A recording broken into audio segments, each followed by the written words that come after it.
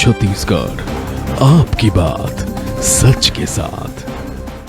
उन्होंने किया था उन महानुभावों को सम्मानित करने की। श्री भावेश शाह इस टीम के सदस्य थे। जांजगीर जिले के बोरवेल में गिरे बालक के प्राण रक्षक टीम के ये सदस्य हैं जिन्हें सम्मानित किया जा रहा है।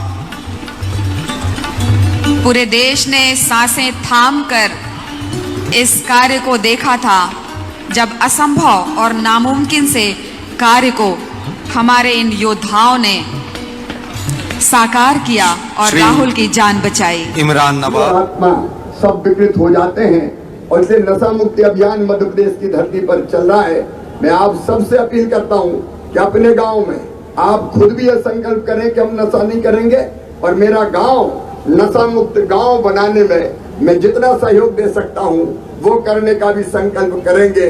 मेरे साथ एक बार फिर अपने गांव को नशा मुक्त बनाने का, स्वयं को नशे से दूर रखने का और अपने आसपास भी नशा ना रहे उसका संकल्प हम जरूर लेंगे तो मध्य प्रदेश और तेजी से आगे बढ़ेगा।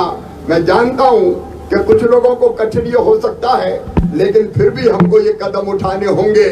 बोलिए इसके लिए भी तैयार हो तो उठाइए दोनों हाथ, बांधिए दोनों मुट्ठी। हम खुद भी नशा नहीं करेंगे और आसपास नशा ना करे ये प्रयास भी करेंगे। बोलिए भारत माता की। बहुत बहुत धन्यवाद। बहुत धन्यवाद माननीय मुख्यमंत्री जी। एक बार पुनः आपका और आपसे और मंच पर उपस्थित सभी महानुभावों से हमारा निवेदन है आप सब दर्शकों के बीच स्थान ग्रहण करें। जैसा कि आप सबको इंतजार है कि आज की हमारी इस स्थापना दिवस की प्रमुख सांस्कृतिक प्रस्तुतियां जिसमें सबसे पहले हम शिव महिमा का अवलोकन करेंगे। आप सब जानते हैं कि देश के विख्यात कोरियोग्राफर और कथक मंच में राज्यपाल जी अपन मुख्य अतिथि के रूप में आज यहाँ उपस्थित हैं। उखर उद्बोधन भर हम आमंत्रित करथन माननीय राज्यपाल जी ला।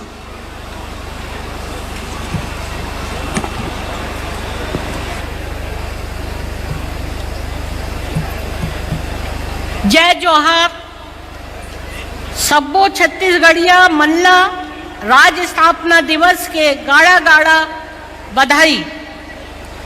राज्योत्सव 22वां एवं तृतीय राष्ट्रीय आदिवासी नृत्य महोत्सव के इस कार्यक्रम में अध्यक्ष मंचासीन अध्यक्ष के रूप में इस प्रदेश के लोकप्रिय मुख्यमंत्री सम्मानीय श्री भूपेश बघेल जी,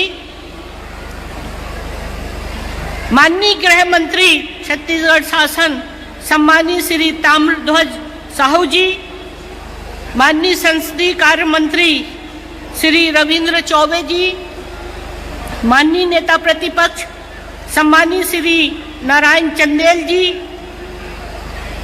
माननीय स्कूल मंत्री डॉक्टर प्रेम साय टेकाम जी, माननीय परिवहन मंत्री सम्मानीय श्री मोहम्मद अकबर जी, माननीय वाणिज्य मंत्री श्री कवासी लखमा जी, माननीय नगरीय प्रशासन मंत्री डॉक्टर शिव कुमार डहरिया जी, माननीय महिला बाल विकास मंत्री सम्मानीय श्रीमती अनिला भेड़िया जी, माननीय राजस्व मंत्री सम्मानीय श्री जय सिंह अग्रवाल जी, माननीय संस्कृति मंत्री श्री अमरजीत भगत जी, माननीय राज्यसभा सांसद बहन श्रीमती फूले देवी नेताम जी, माननीय संसदीय सचिव श्री द्वारिकाधीश यादव जी, विधायक सम्मानीय श्री सत्यनारायण शर्मा जी, माननीय उच्च शिक्षा मंत्री श्री उमेश पटेल जी, अध्यक्ष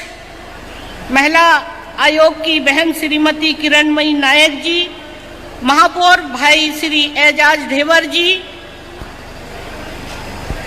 मुख्य सचिव श्री अमित ताप जैन जी, डीजीपी श्री अशोक जुनेजा जी, मंचनसीन सभी सम्मानित अतिथिगण, यहाँ पर उपस्थित सभी सम्मानित सांसद, विधायक, संसदीय सचिव, निगम मंडल, आयोग, जिला पंचायत के अध्यक्ष, उपाध्यक्ष एवं महापौर, प्रिंट एवं इलेक्ट्रॉनिक प्रतिनिधिगण और आमंत्रित प्रदेश भर से आए हुए एवं विदेश से आए हुए सभी हमारे सम्मानीय अतिथिगण, अलंकार समारोह में आज जिनको सम्मानित हुए हैं उन सभी आदरणीय विभूतियों को मैं बहुत बहुत बधाई एवं शुभकामना देती हूँ।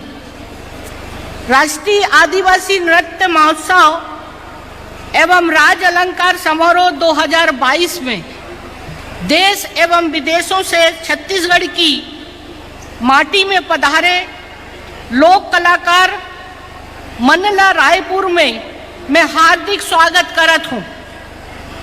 राष्ट्रीय आदिवासी नृत्य महोत्सव में मोजाम्बिक, टोगो, मंगोलिया, रूस, इंडोनेशिया, सर्बिया, न्यूजीलैंड, इजिप्ट और मालदीव देशों के कलाकार सहित 28 राज्यों व 8 केंद्र शासित प्रदेश के 1500 अधिक कलाकार शामिल हुए हैं। हमारे देश में अतिथि देवो भव की परंपरा है। मुझे विश्वास है कि यहाँ आए अतिथि छत्तीसगढ़ में अपने प्रवास का आनंद लेंगे और सुखद याद लेकर जाएंगे। इस अवसर पर मैं राज्य स्थापना दिवस के आप सभी को बधाई देती हूँ। इन आयोजन के दौरान अनेकता में एकता की अनोखी छटा दिखाई दे रही है। ऐसा लग रहा है मानो यहाँ लघु भारत उतर आया है। यह महोत्सव विभिन्न परंपराओं और संस्कृतियों का संगम है।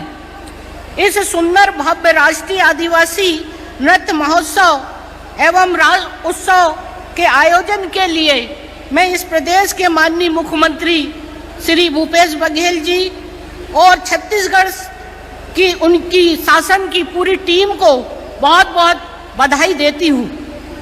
राज्य स्थापना के इस दिन को हम अपने छत्तीसगढ़ होने का गौरव उत्सव के रूप मनाते हैं।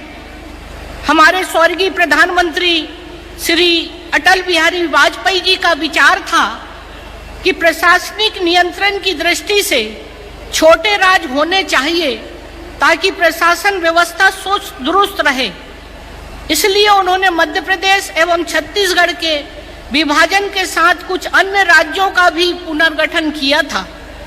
प्रशासनिक विकेंद्रीकरण की दृष्टि से छत्तीसगढ़ राज्य का बनना लाखों प्रदेशवासियों के लिए महत्वपूर्ण ऐतिहासिक निर्णय था।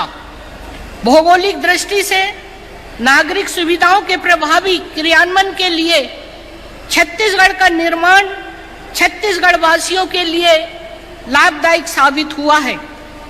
छत्तीसगढ़ के स्वप्न दृष्टाओं और छत्तीसगढ़ राज्य बनाने के लिए समर्पित प्रबुद्ध जनों की आकांक्षाओं को पूरा कर पूर्व प्रधानमंत्री भारत रत्न श्री अटल बिहारी वाजपेयी ने जन भावनाओं को सम्मान दिया है। मैं पूर्व प्रधानमंत्री स्वर्गीय श्री अटल बिहारी वाजपेयी जी और राज्य निर्माण का स्वप्न देखने वाले पुरखों और समस्त महापुरुषों को भी मैं नमन करती हूँ। जब हम राज्योत्सव मनाते हैं तो यह प्रदेश पुनः नई उपलब्धियां हासिल कर और मजबूती के साथ खड़ा होता है और भागीदारी निभाता है। आज अलंकार समारोह के अवसर पर 33 विद्याओं में राज अलंकार पुरस्कार प्राप्त करने वालों को मैं पुनः बहुत बहुत शुभकामना देती हूँ। वास्तव में यह पुरस्कार किसी विशेष क्षेत्र के लिए किए गए कार्य के प्रति सम्मान है। इससे उस व्यक्ति की उस क्षेत्र में एक महत्ता स्थापित होती है, मनोबल बढ़ता है, साथ ही समाज के अन्य लोगों को भी अच्छा कार्य करने की प्रेरणा मिलती है। छत्तीसगढ़ राज्य की स्थापना को 22 वर्ष हो गए हैं। छत्तीसगढ़ ने पिछले 22 वर्ष में हर क्षेत्र में प्रगति की है। छत्तीसगढ़ की सहज सरल शांति प्रिय लोग प्रदेश की ताकत भी है और पहचान भी है। जिस प्रकार हम अपने जन्म दिवस पर कुछ बेहतर करने के लिए संकल्प लेते हैं, उसी प्रकार राज्य स्थापना दिवस के अवसर पर भी हम सबको संकल्प लेना चाहिए। विशेष रूप से युवाओं को अपने प्रदेश की विशेष पहचान बनाए रखने की दिशा में कार्य करने और प्रदेश को उन्नति की राह पर ले जाने के लिए एकजुट होकर प्रयास करना चाहिए। छत्तीसगढ़ सहित हमारे देश में आदिवासियों की संस्कृति बहुत ही समृद्ध रही है। आदिवासी समृद्ध संस्कृति के भाग होने के साथ ही प्रकृति के पूजक भी रहे हैं। उनकी जीवन शैली और प्रकृति के बीच एक गहरा सामंजस्य है। आदिवासी न्यूनतम आवश्यकताओं पर जीने वाले हैं। वास्तव में यह आदिवासियों की जीवन शैली का मूल मंत्र है। वे प्रकृति से उतना ही लेते हैं जितनी उन्हें आवश्यकता होती है, क्योंकि वे धरती को अपनी माता मानते हैं। तथा कथित आधुनिक समाज को कई मायनों में उनसे सीखने की जरूरत है। भारत के अधिकांश प्रदेशों में आदिवासी निवास करते हैं। भौगोलिक परिस्थितियों के अनुरूप विभिन्न प्रदेशों में आदिवासियों के अलग अलग गीत एवं नृत्य है।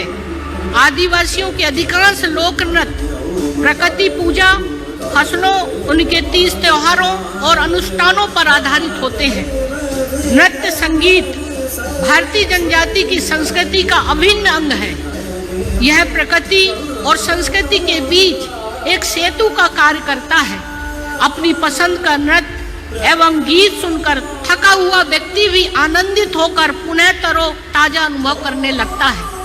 इसलिए जीवन में नृत्य एवं गीत का महत्वपूर्ण स्थान है। इस महोत्सव के जरिए मैं युवाओं से कहना चाहूंगी कि वे अपनी विरासत और संस्कृति पर गर्व करें और उसे संरक्षित कर